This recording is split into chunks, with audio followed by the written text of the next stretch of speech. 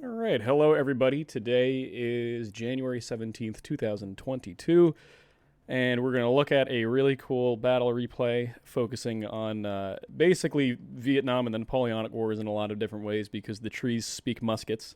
And I'm actually I'm actually joined by a really interesting person today who played in this game. This is a fun little 4v4. It's a bunch of Imperial players versus a really cool coalition army. And that really interesting person all the way at the back of the line, commanding the French, is the one, the only Chewy.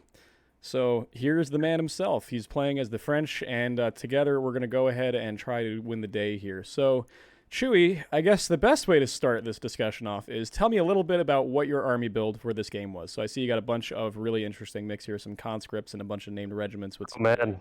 All right. Well, thanks for the intro, France. But yeah, this battle took place a long time ago, so I'm gonna have to really go into the archives for this. I think my idea here was to bring mass. So you're seeing a lot of French conscripts in there.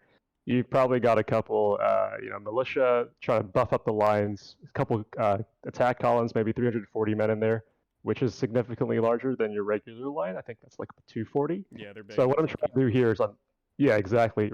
The idea here is to essentially complement the mass of the militia with their terrible morale, with the excellent morale and the passive bonus that you get from elite units, which inspires the units around them to try and make sure that you hold the line. And you're not really going to get kills in that line battle. Your idea is literally to soak up musket balls for the rest of your allies to essentially be the hammer for your anvil. So that was the game plan there for me. And that makes a lot of sense too, because this period of warfare, it's all about, as I've said in the past few videos, and beating everybody over the head with this concept of the maneuver element, right? You keep your less valuable troops, less valuable maybe is not the right word, because their value is in their ability to hold, but you, I guess, use your less offensively themed troops to hold a position and hold the enemy, and then you have your more offensively themed troops maneuver around and go in for that real kill. And that makes sense because you got the old guard. I mean, you're not going to, if old guard and the French Marines, you're not going to use those to just soak up, musket balls fired by the enemy's most standard troops. So that makes a lot of sense here. And there you go. And I'm relying on the great Franz to obviously finish the job off, because I am by no means a good player in this game. I may be the mod developer, but yeah. All those hours that I spent in the game, it's not playing, it's modding. So can you add this unit? Oh man, I get a lot of feedback. Yeah, and I will change stuff. If you make a very strong argument, which many people have in the past.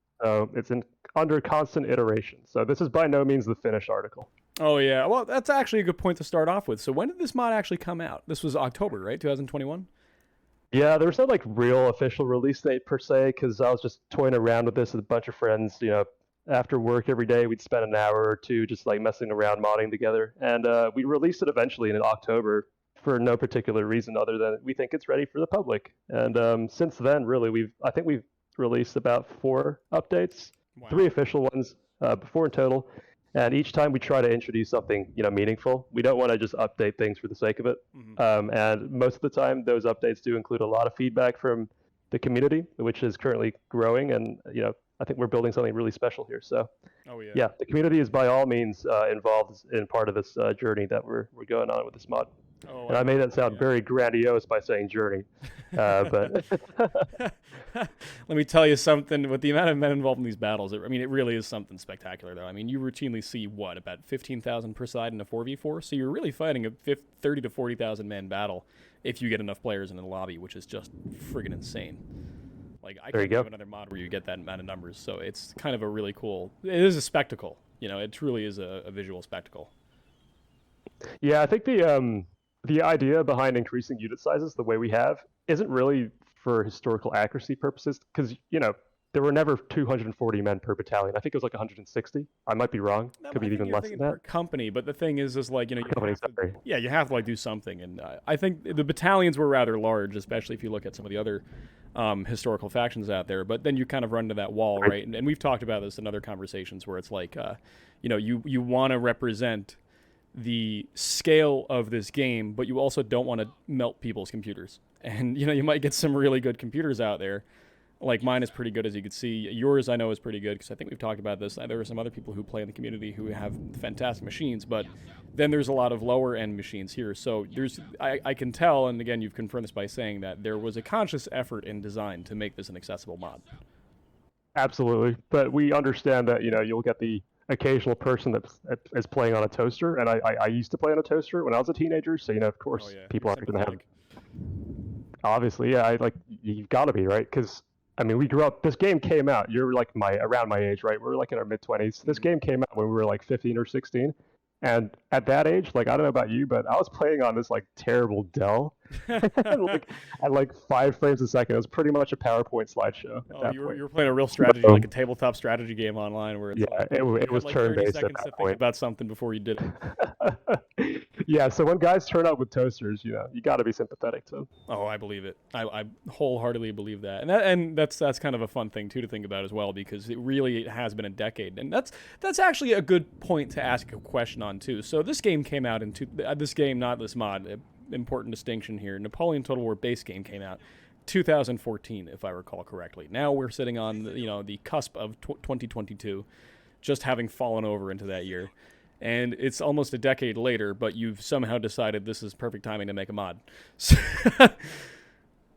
Yeah, I mean, honestly, modding has always been something that I've wanted to do. I've just never had the skills to do that. So as soon as I started working, I started getting more involved in technical, like a little bit of coding, a little bit of Excel. It's part of the the job I do, my day job. And I was like, these are skills that I can use to mod. And doing like a little bit of research behind like how to mod Total War, I realized that actually a lot of the skills that I use in my day job can actually be applied to this. So, and Total War is one of those franchises that I've been playing since Rome 1, and Napoleon sits kind of in a special place in my heart, because the Napoleonic era A is just a spectacle, and it's so beautiful.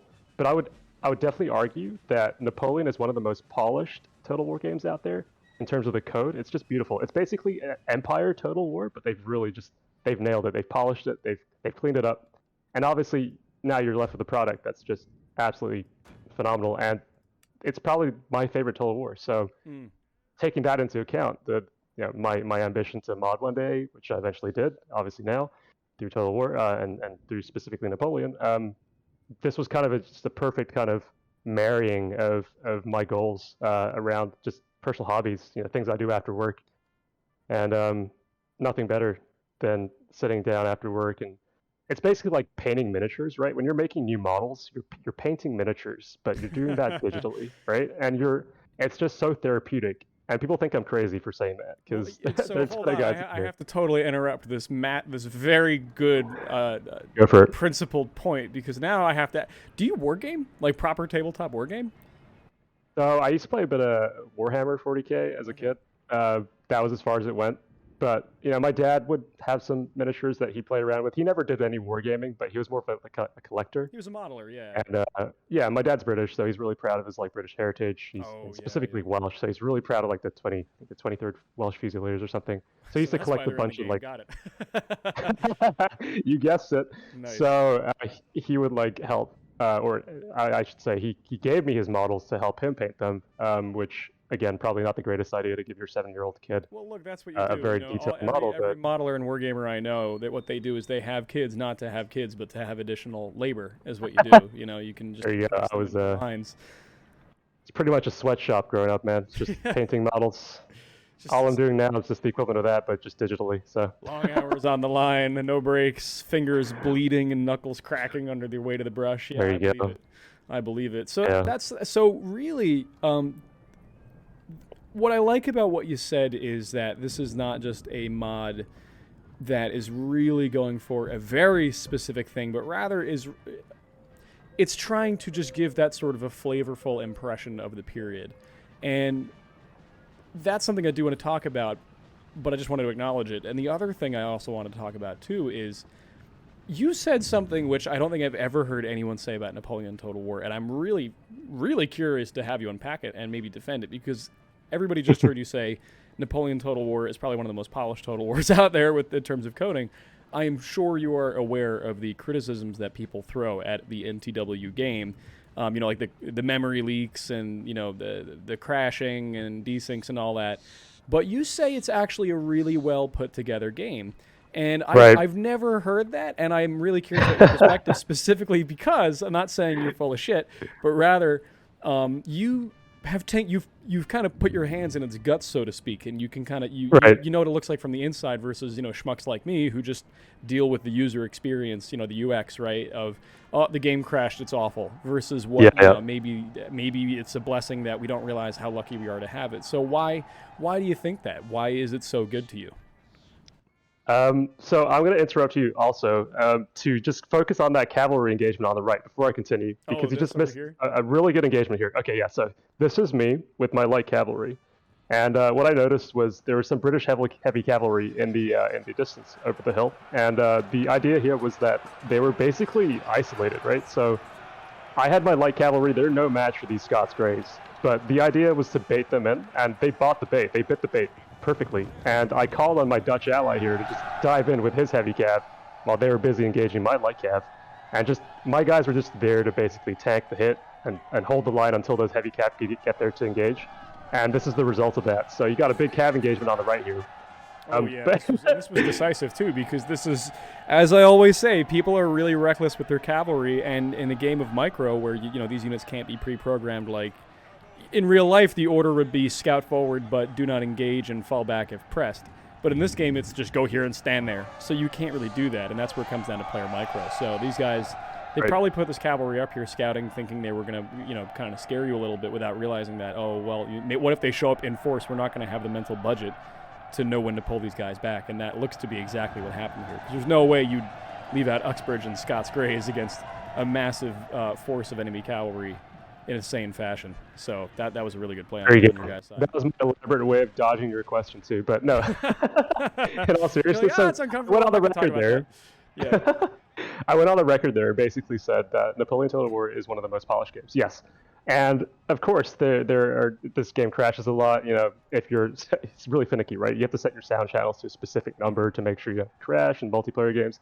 The reason I say, so I've made myself public enemy number one by saying it's the most polished Total War game, and there's probably going to be guys out there, getting their pitchforks and torches ready to say that Shogun 2 is, or Rome 2, or whatever. The reason why I say it's the most polished is because it's the most cinematic. They got the lighting correct. They've really just nailed the aesthetic of the period to a degree where you're really immersed into what's happening. You honestly feel like every single man out there is an actual live human being, and you're in control of their lives.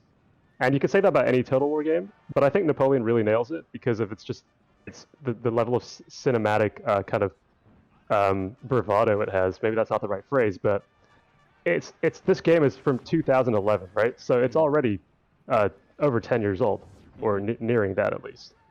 And it just holds up so well. And to this day, it's 2021, right? It's crazy how well this game holds up. And that's you could not say the same thing about Medieval 2. You cannot say the same thing about Rome 1, at least. You can't really say the same thing about Shogun, even. Like, I've gone back and played Shogun, and it's just really dated. But for some reason, Napoleon doesn't feel that way. I don't know about you, but... No, I was going to agree with you, and I honestly, you're kind of putting into words things that I've thought about, and me and my friends have even thought about too, because just for a little background, my friend circle has a very similar backstory to yours, which is we're all just a bunch of pals, excuse me, and we'd get together and play games, and it was never really about the unit meta, like, we're going to grab 3 units of Old Guard and just steamroll up the center. It was more like, we're going to try to recreate some impression of this historical brigade, like, the Scots Brigade.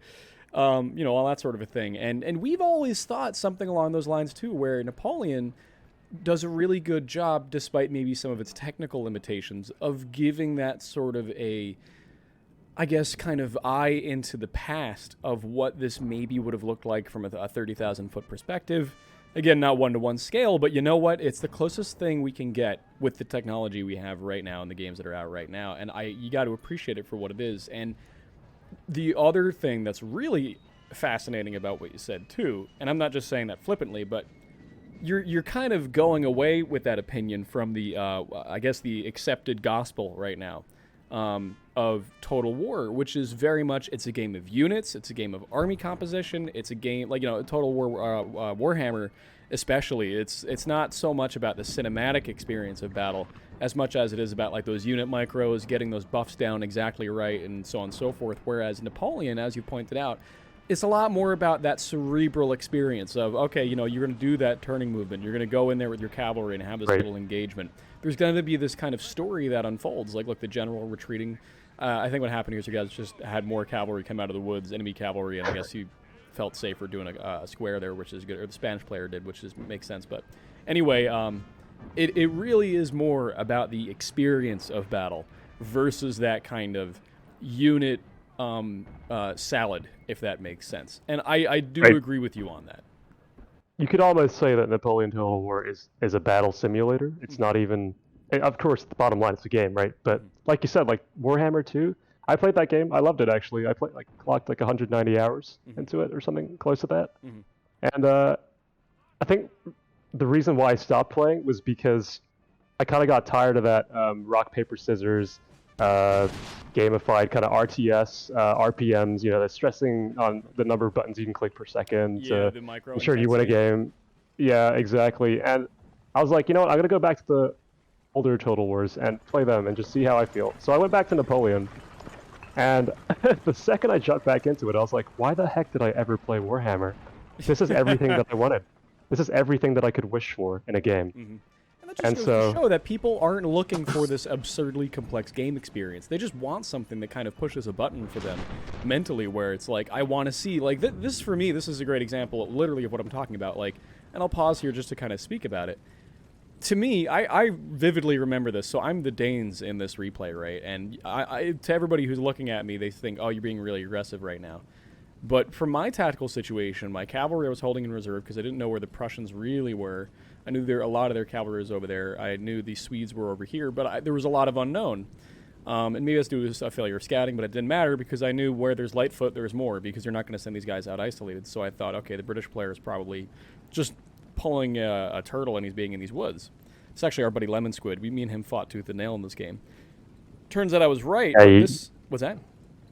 You were like the U.S. when you first invaded Vietnam, right? So it's basically a situation like, oh, it's just a bunch of guys in the woods. We'll take care of them. Oh, yeah. So I can see you sending like 3 units to try and take care of that little smattering of, I think they're light infantry. Oh, yeah, that's exactly right. Like, I sent 3 units in, and I thought, okay, like, that's basically exactly right. I thought he was overextended here, and it was kind of one of these things where you just had to make a judgment call based on the limited information available. And because I thought, okay, I'm this close and I'm seeing these guys, there's probably more stuff back here, but I'll probably have enough time to go in. And the fun thing, though, is I'm going in here to do a very cinematic thing, right? Which is there's light infantry in here. I'm going to lose the shootout, so I'm going to go in and I'm going to clear them out with the bayonet. And, like, you know, you'll read war diaries from the Napoleonic Wars where, like, you know, light infantry is caught out by, formed enemy troops. And the diary goes, we encounter the enemy's light infantry, and the captain ordered a swift push of the bayonet to remove them from the ground or something like that. Basically happens here, and that goes back to what you were saying, which is this is a cinematic experience that you can have without having all of this crazy insanity that Total War games tend to turn into these days. And it's just right, exactly.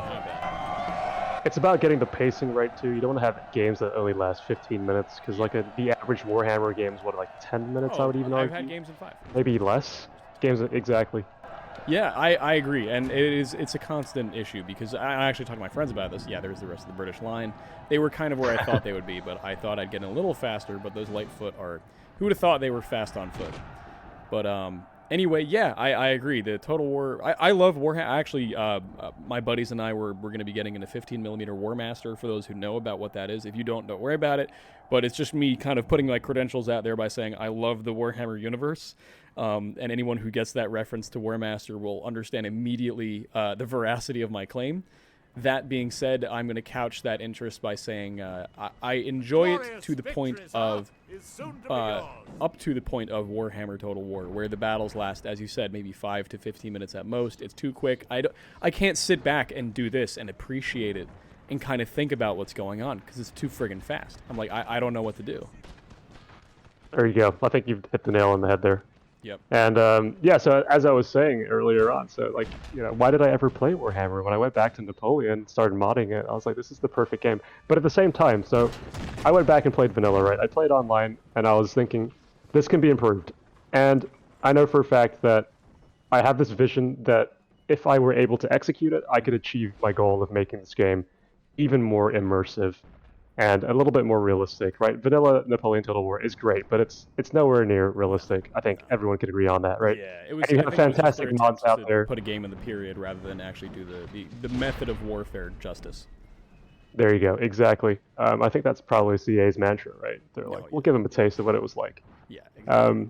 Well, you know what? Let's talk about that. Let's talk about that a little bit. So this is a really good point at which to talk about So this is your mod. Give me the summary of what. I'm a new player. I've never played Darthmod Hardcore Realism, but I understand the Napoleonic Wars and I understand how warfare worked back then. I'm on ModDB. I'm looking for mods. What is this mod? Why and how? And give me kind of your sales pitch for this mod. My sales pitch. Well, the short answer, I don't have it. I don't have a sales pitch. Well, I'll try. I'll attempt to sell it right now. Yeah, explanation. So, what is this mod? Maybe that's a better way. There you go. There you go. All right, fine. So everyone knows NTW 3, and they are a fantastic mod, and they achieve levels of realism that you would never achieve in any other mod, and they've sunk, I think, even 10 years of development into that, right? And so I was playing NTW 3, and I thought to myself, well, there is a way to make this a little bit more accessible to your average gamer. And there are also aspects that I personally didn't like, but I know a lot of people do like. And I thought to myself, well, I can take that as a basis, and I can take the well-loved Darth mod as a foundation for that, simply based on the cinematics, special effects that Darth included in the original mod, the extra units. There's tons of things that Darth did, and he hasn't updated it for years. Well, so he's moved on, the idea behind this, like he's working. He's got. he's He's actually publishing got his own games, at this man. point. Yeah. There you go. So that's the dream, right? That's where I want to be one day. Yeah, seriously. But, so I thought to myself, let's try and make something that's realistic, immersive, requires a lot of strategic, tactical thought behind what you do, how you play a game. Make it a community, so it's multiplayer based, right? It's more fun that way. Push here between you and the Spanish player. There was a lot of good coordination here. There you go. And what makes games fun, right, is the coordination with actual other human beings. And there's no better feeling than actually beating a real human being instead of beating the AI, because the AI is lackluster. Everyone knows that. Look at that chart that he's trying to take out your guns, right? Yeah. This was your shot wraps both of them. So what he does is he tries. So I've got one battery here of 12-pounder. I got another 6-pound battery here, and what I was trying to do is just create a fire point to hammer, getting a little bit of a diagonal shot on the Swedes. And I thought I positioned these troops here, and I thought, okay, I'll have enough time to get canister and shell, and I had cavalry off to the right. I'll have more than enough time to route his troops where he gets in. So he actually, I think it just is a testament to the stalwartness of the British cavalry, which really was the charge of, the heavy brigade. They ran through this gauntlet of fire. We had the French, your French conscripts actually holding the left. We had my ski troops. We had both batteries shooting at this, and he does lose, I believe, both of these squadrons totally. But he does touch the 6-pounder. So the 12-pounder. The 6-pounder got away scot-free.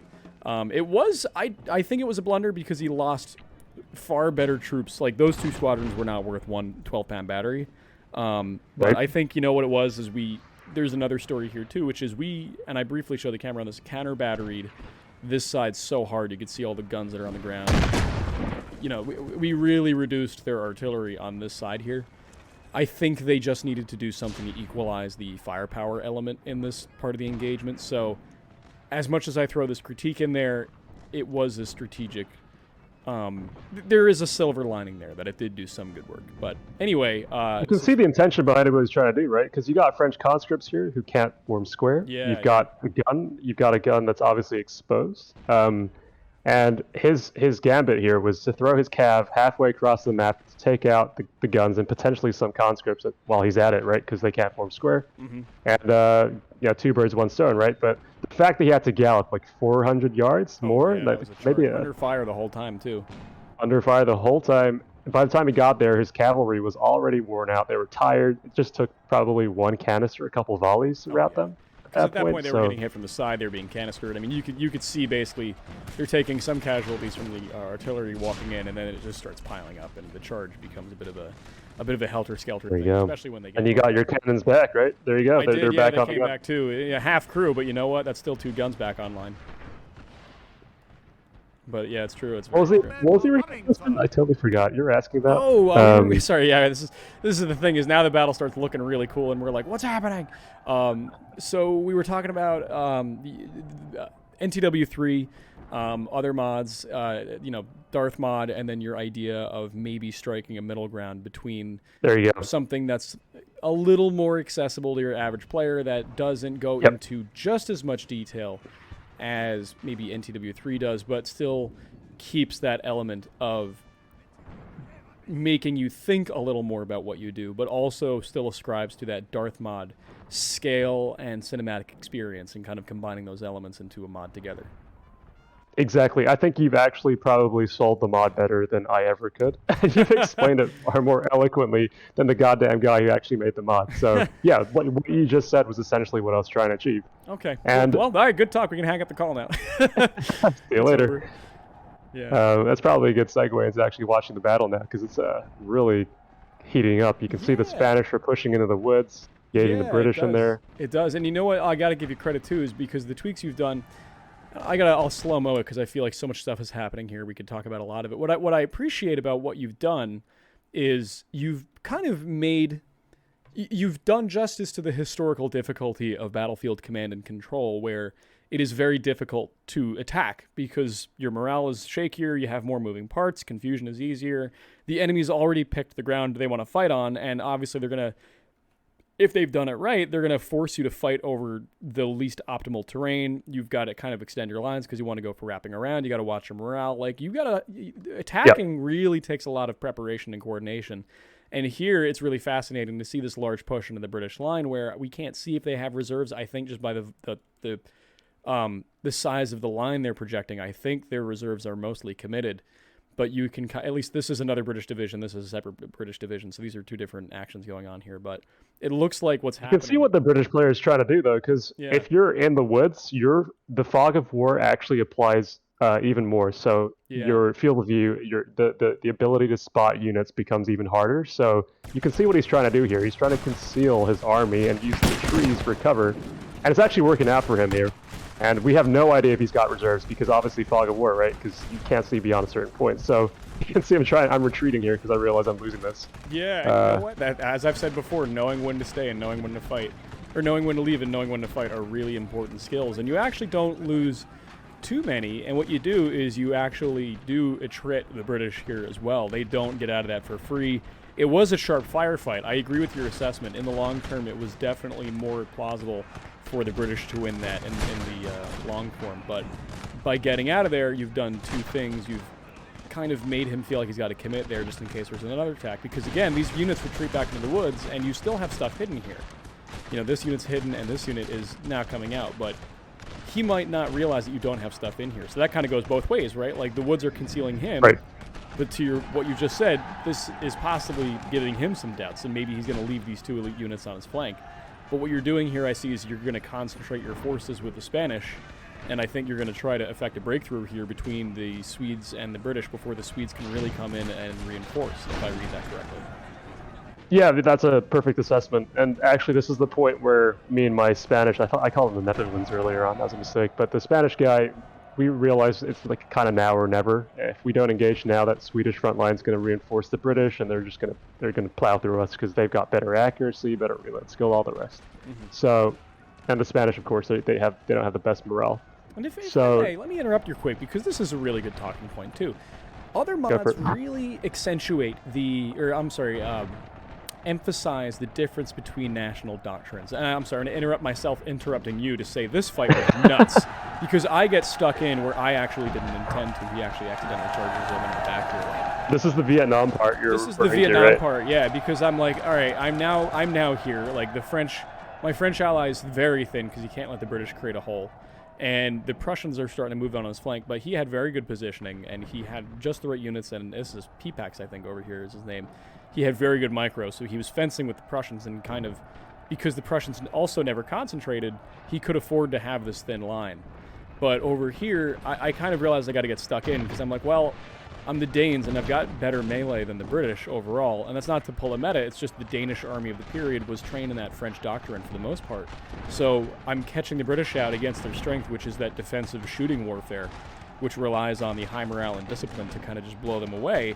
And I'm robbing him of that, and I got him in a woods fight where he can't retreat away that fast, and I'm like, I could get him here if I catch him in a knife fight.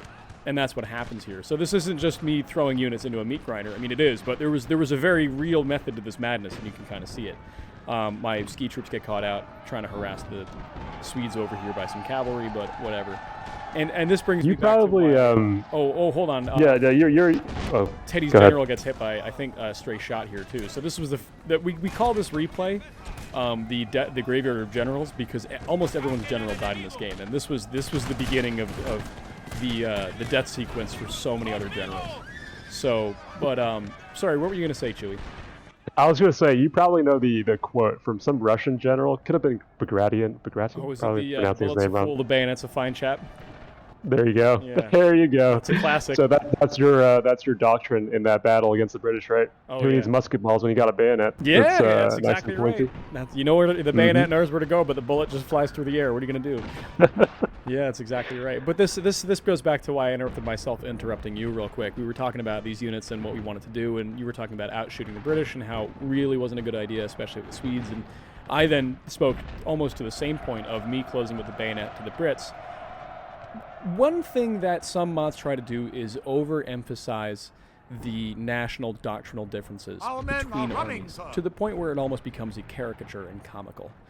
At the end of the day, and this is maybe me being a hot take, and people who are armchair historians like myself, actually, to call an ace, maybe would debate me on this, but my position is, at the end of the day, if you're wearing a French uniform, a British uniform, a Prussian uniform, a Portuguese uniform, a human is a human.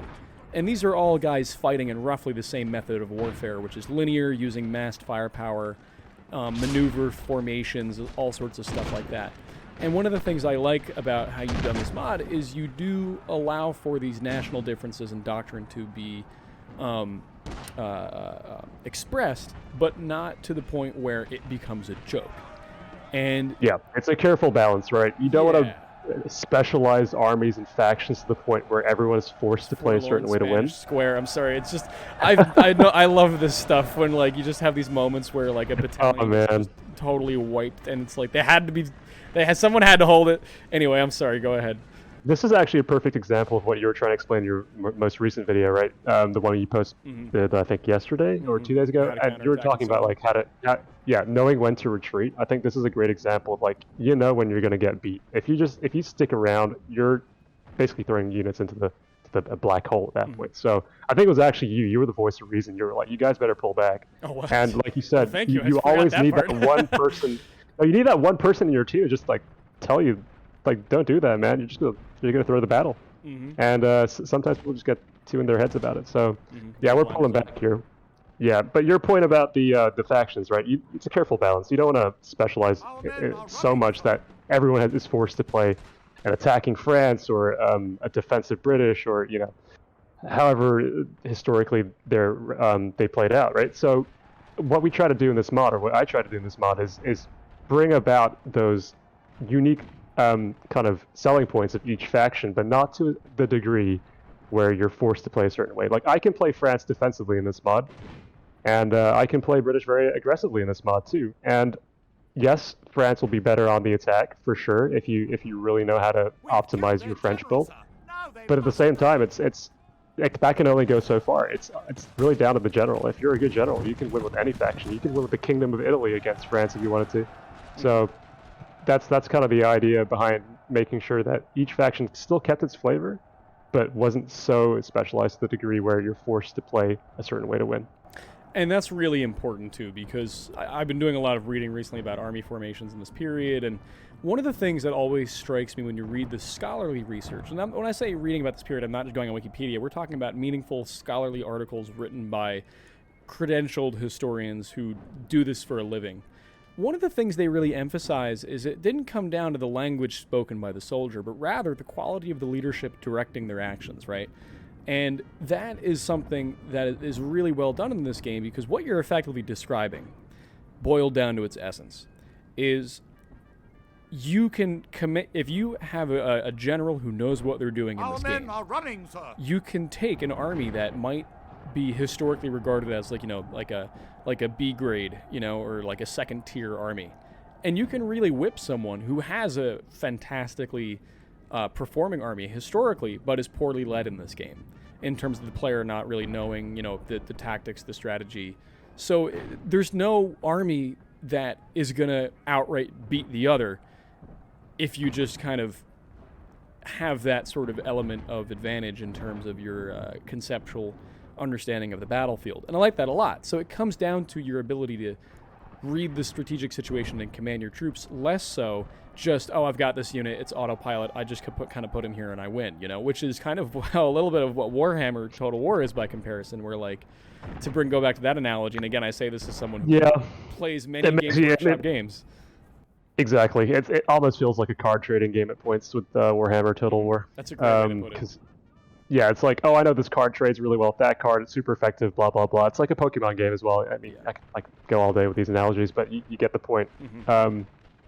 And like you said, with this, you can bring a militia unit and put it up against the old guard. And if you've got good leadership, if you know exactly how that militia unit can stay in the battle by keeping its morale high, by having elites nearby, or your general just maybe pop an inspire before going elsewhere, you can have that militia unit actually rout the old guard. If you're really, that's a really exaggerated example. No, it's not, because I've done it. I had a unit of Landwehr, I believe, get into a shooting match with Old Guard, and my Landwehr stayed and whittled down the Old Guard to like 75 men, and my Landwehr got whittled down to like 130 out of 340 or whatever. So they lost a lot of guys, but a bullet's still a bullet, and they were supported, so they stayed. So I know what you mean. 9 times out of 10, that wouldn't work. But like you said earlier on, if you have a good general and you have good leadership, then you know exactly how to keep those units in battle. So, a Landwehr unit with 100 models, like that's most of the time they're routed by then, or even shattered. So the fact they stuck around goes to show that you understand how battles like this at the period worked. It was all about morale, and that's another thing which I love about Napoleon Total War is that health bar thing at the top of the flag. Oh, the morale, that's morale, because the CA understands that morale was the most important, the factor that determined the outcome of the battle. Mm-hmm. Like, really nothing.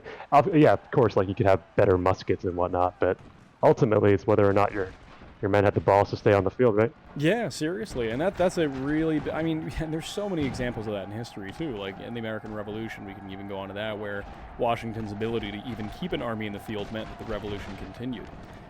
If there was no army, then we would have been forced to sue for peace and so on and so forth, because the British would have they would have won. It's that easy. You can't fight a war without an army. But even if they're the worst disciplined and drilled troops in the planet, a bunch of guys with weapons is still an army, So that's kind of how this, and you're right, that is how this game tends to go, which is if you manage to understand that morale system, I'm not necessarily saying game it, but if you support units, if you support your men correctly, you can really have these crazy situations. Like over here, the British know they've got high morale, they've pulled out their general staff, they're going to try to smash into the Spanish right.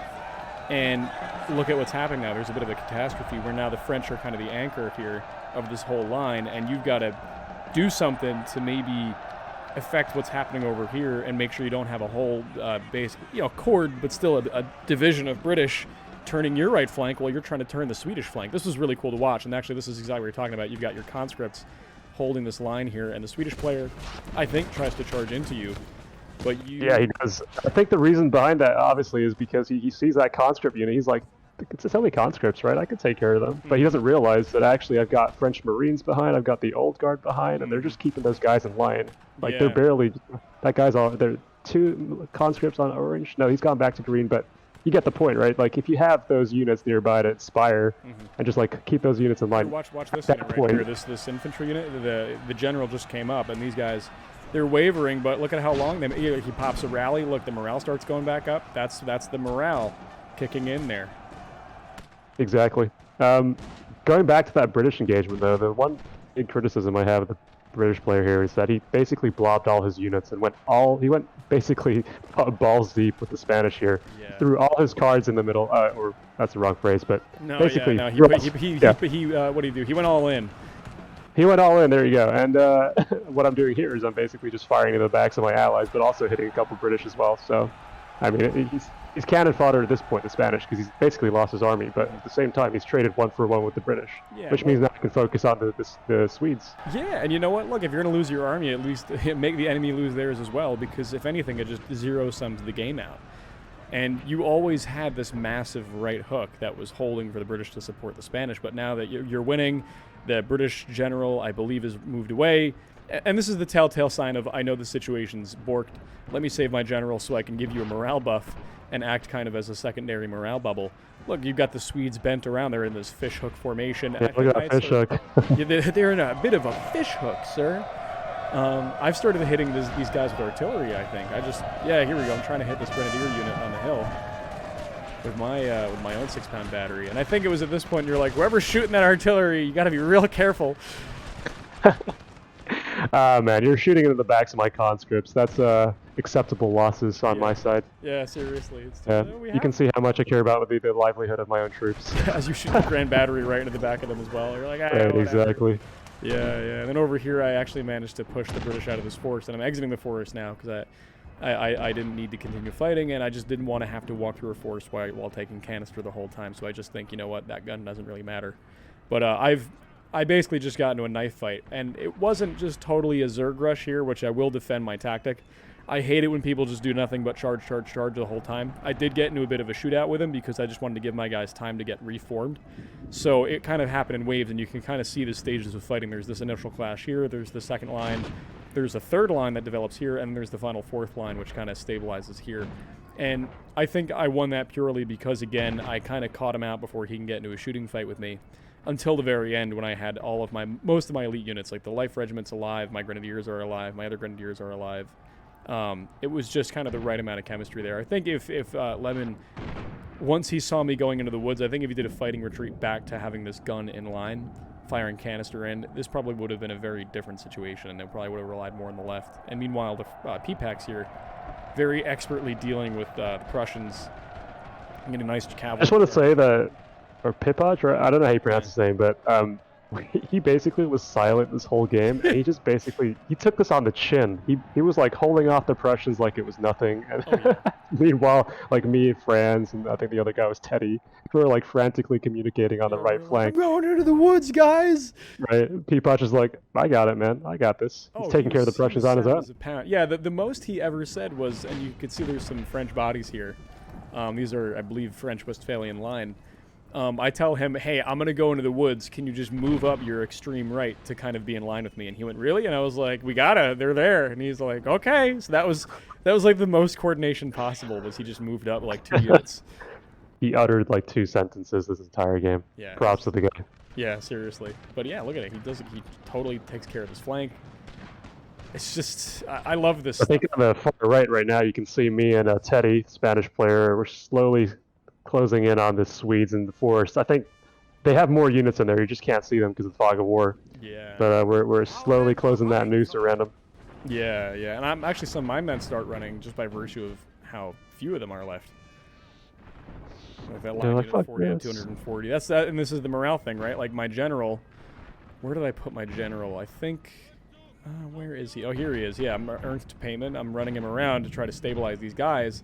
Because I'm like, all right, maybe I'll send these guys on a hike and I'll try to get this battery by being hidden in the woods. But they're so low morale, they're so low on troops, and they're so tired. If they stray too far from my general and the elite corps of the Queen's Life Regiment, they start routing. So I got to babysit them, and it's just like, oh man, so there's the morale system kicking in. It is a really fun time, and you get some really funny moments too, where you get like kind of these mass routes where a battalion that's totally fresh will encounter stiff resistance, and then it'll go, oh, we better get out of here because our friends are running, and despite being totally fresh, they'll run. But what's I like to think that's realistic, though. That's the reason I kind of left that mechanic in the game, right? Because I don't want numbers to be the only determining factor behind why someone wins. like you said, you had like a unit that probably lost like 10 dudes, and they're like, okay, I'm out of here. This is no fun. I'm getting ripped to shreds. But in reality, they've only lost 10 guys. Yeah, it's the perception of battle. Exactly. And I like to think that's realistic. So, which is why I included it, even though it leads to some funny outcomes. I like it personally because the thing is that even though there might be routing, they will come back if there's enough men and if the morale is high enough. Like, if they're routing and the enemy does charge light cavalry into them, as is very historical, right? Light cavalry to harass the routing troops who are in no position to make a formed defense, then yes, they're going to break because they're being pursued while they're routed.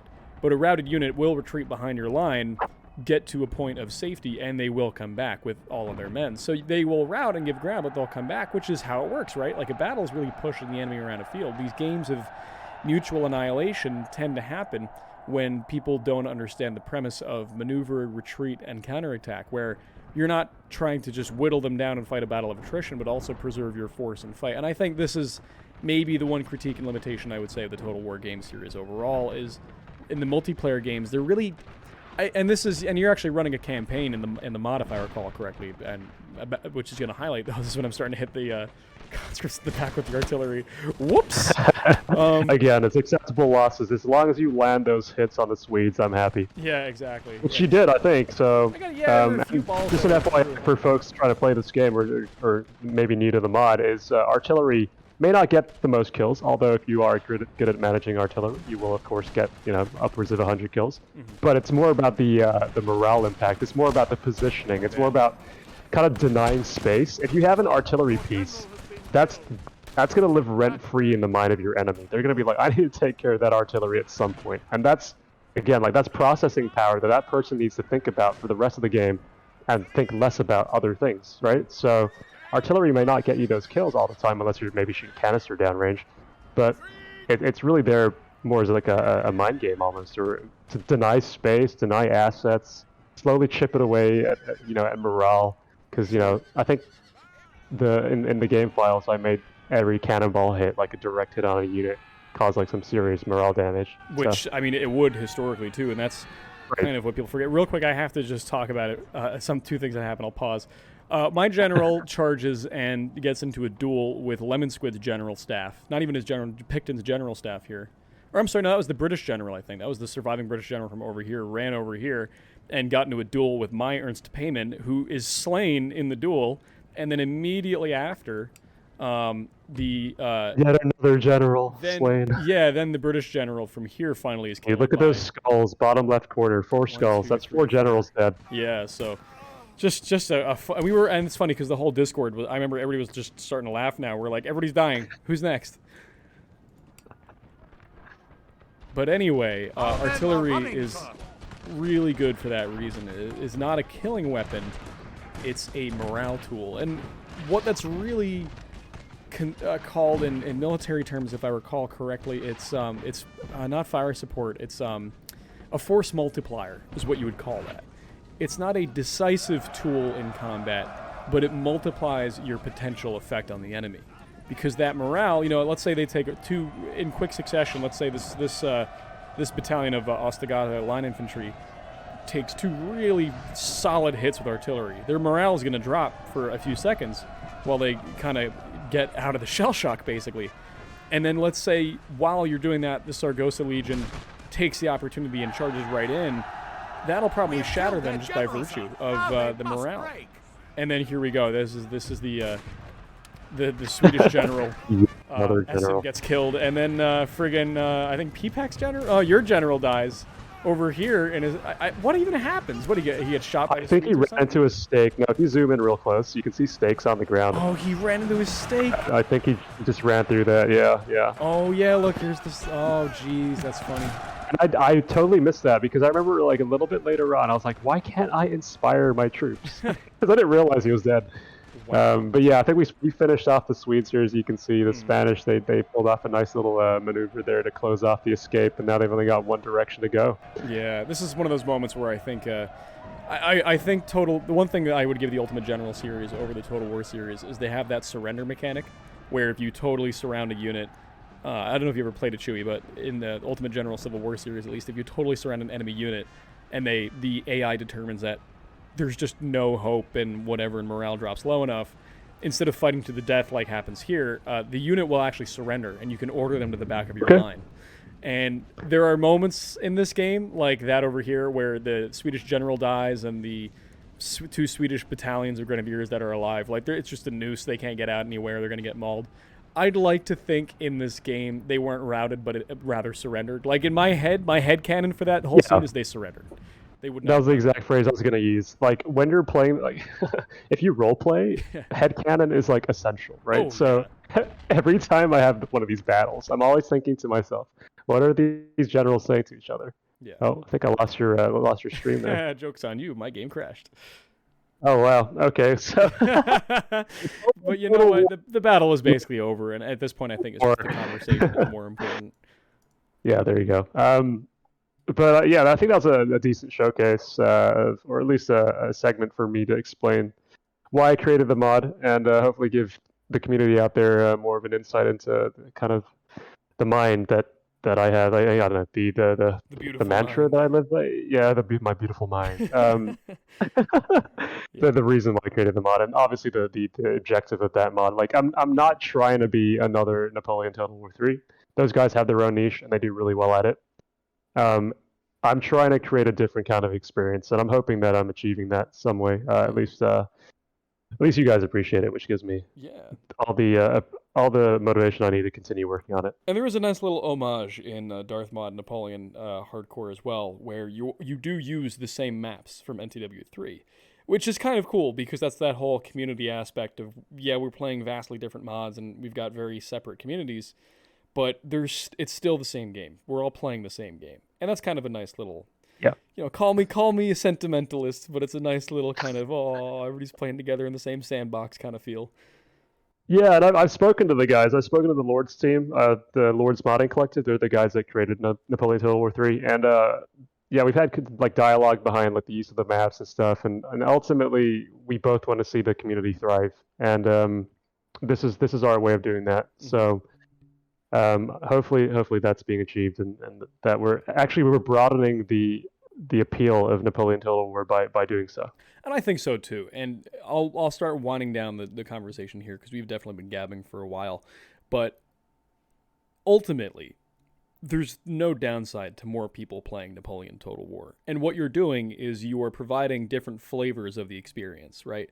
Where NTW 3 is for people who want very specific, exceptionally historical, to the point of painstaking simulation of what happened, down to you can get a regiment in game, and that regiment you've picked only has 123 guys in it.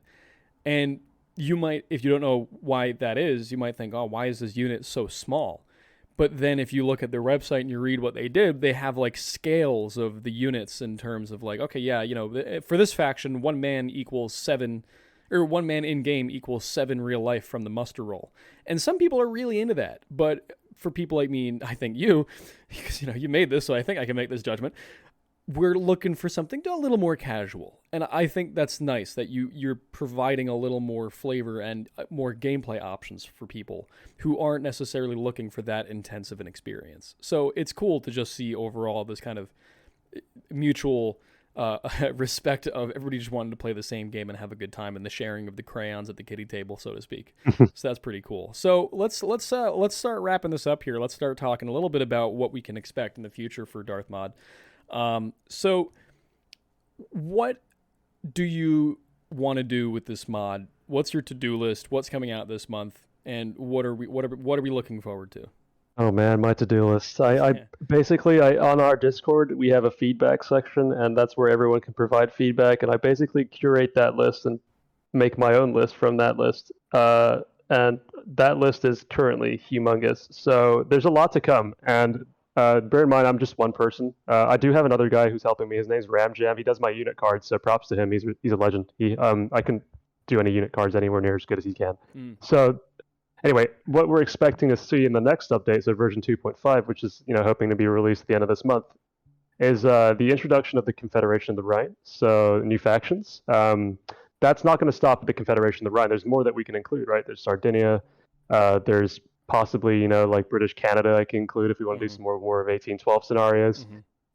So that's to come in the next update, specifically the Rhine. And then you've obviously got a few mechanical changes. So, for example, you made this point in your last video, or the video before that, where fire by rank is pretty janky. So we're introducing things like line of sight fire to elites to make sure that they're not at a disadvantage based on the game engine, for example. Mm-hmm. But on to a bit more of the exciting stuff. So we're thinking about including combat generals. So like Murat, for example, we can include. Oh, cool. At the minute, we have the Earl of Uxbridge, so that's a really cool unit. So having combat generals that can actually charge into combat, and you can kind of role play that you're this cavalry commander in Murat, and you've got like 5 heavy cavalry or Empress dragoons or Chevalier de Garde or whatever they're called, cuirassiers behind you. That'd be really cool. And actually, Franz, you gave me a huge document on the U.S., so the U.S. is getting a little bit of a revamp. I did. I shamelessly abused the feedback section. I'm like, let me tell you my thoughts on this country. So the U.S. is getting a little bit of a revamp. More units, a bit more balancing, a bit more kind of historical authenticity to them. And in general, just more units. So like, for example, I'm just looking at my list right now. I've got like Belgian line infantry that I need to give to Holland. Mm-hmm. I need to give Landwehr Uhlans to Prussia. Mm-hmm. I need to add 3-pounder artillery. Right now, that's not in the game. 20-pounder artillery could be something to include as well in future. And I've got here, it's a really random one. It's called General Portraits. I want to add that into the game too, because right now, like, just kind of give a nice painting of the general card. That'd be cool. Yeah, there you go. Exactly. So again, I do not want to be mimicking other mods out there that do kind of provide that authenticity to the nth degree. Like it's so meticulous, and I do want to do that to some degree. But again, it's a game after all, and there are obviously going to be things that I overlook historically to make sure that gameplay isn't sacrificed, right? Well, you're going for more of a gameplay experience versus a simulator, and there's a big difference between that. And I think with that in mind, you can absolutely you can include that detail for flavor, but you're not going to go over the deep end with it, because ultimately, I think at the scale at which the game exists, it kind of gets drowned out after a while, So it doesn't really matter per se at that scale. But so there's stuff going on, and there's really interesting developments. There's stuff going on. As long as I'm alive and kicking, there's going to be updates. Just got a new puppy though, so got to be patient with me. That thing is taking up a lot of time and effort. It's a full-time job. We have to talk about the puppy. What breed of dog is it? Staffordshire Bull Terrier. Nice. Yeah, they are one of the cutest breeds. They actually get a bad rap because they were bred for blood sports and they were used as guard dogs, and people want to look hard by having a Staffy, on the streets, and because they look kind of muscular, right? But honestly, they are the sweetest breed. They're super motivated by human affection. They just want to cuddle all day. So get a Staffy. Well, I think that might be the best note to end this on, for everybody to go to their local shelter and look up Staffies and see if they can pick one up. So, all right, cool. Well, everybody, again, today is January 17th, 2022. You just watched the vast majority of a battle replay. Go figure, right? We just got done talking about how good the game is, and then boop, off it goes. He's got a good sense of humor, doesn't he? So he really does. And here I am. I look like a chump now, saying that this is the most polished Total War game in the middle of a podcast or video that crashes. Game. I'm never going to hear the end of this. You know what? I think it's good. I think that's a comedic element to things. I think if anyone needed to know what the vibe of the Darthmod Hardcore Realism community is, it's that. It's just, all right, shit happens. Yep. Whatever, get over it. Build a bridge and fucking cross it. So I think that's totally... it does a good job of selling the character of the community. So, but anyway, that being said, all right, cool. So for everybody here, again, the name of the mod is Darthmod Hardcore Realism. The Discord's great. You can hop in and get a game basically any time of day, really, and it's starting to blow up too. How many people are in the Discord now, Chewy? Do you know off the top of your head? I want to say like 390 to 400. Wow, that's big. Yeah, it's getting there. That's not a small Discord. Cool. All right, sweet. So yeah, feel free to. It's on ModDB. The link to that will be in the description of this video. And otherwise, we look forward to seeing all you there. And Chewy, we look forward to seeing that sweet, sweet American update. Thanks for having me. Yep, no problem. Good. Let's do another one of these, man. They're good. They're good fun. Definitely. I think what we'll do is, and I'll put this in the video too, just as a bit of a teaser. Let's come back maybe a few weeks after the release of 2.5 and kind of talk about how things have changed and kind of the refinement of the game. Because I got a feeling 2.5 is going to be a really good refinement. The elites fire by rank being changed to that line of sight firing, that little some tweaks to charging that are going to be done, tweaks to Austria that are going to be done. I got a feeling the game is going to be really polished once this update comes out, and then we can have a really good conversation on just like, okay, the tournaments that are happening. And this reminds me, I'll leave on this. I am going to be trying to organize what we're calling the Militia Bowl. So in the Discord, there are ranks where you can, when you start and you keep playing, you get Militia rank, and then there's Regular and Grenadier and then Guard. These ranks don't indicate any sort of anything really. It's just more an indication of how experienced you are with the mod. So typically people who play Militia, they're less experienced with the mod. They don't quite understand what's going on, but they're learning and they're active. And what I'd like to do is I'd like to do a bit of a 4 or 5 game tournament with Militia rank only players to let new players kind of experiment and frankly bang away at each other while all of us kind of watch and eat popcorn. So I think it'll be a great time, and I'd like to kick that off into V2.5 when it comes out. So I think that's a good note to end on, is once that comes out, make sure you're in the Discord, because we're going to quickly organize that tournament, and you can get a hot seat on it if you're quick enough. So keep your eyes peeled for that and get the mod, everybody. But other than that, I think I've exhausted you, Chewy. So I'm going to let you go. But let's definitely talk again soon. All right. Take care, bud. Yep. Thanks a bunch.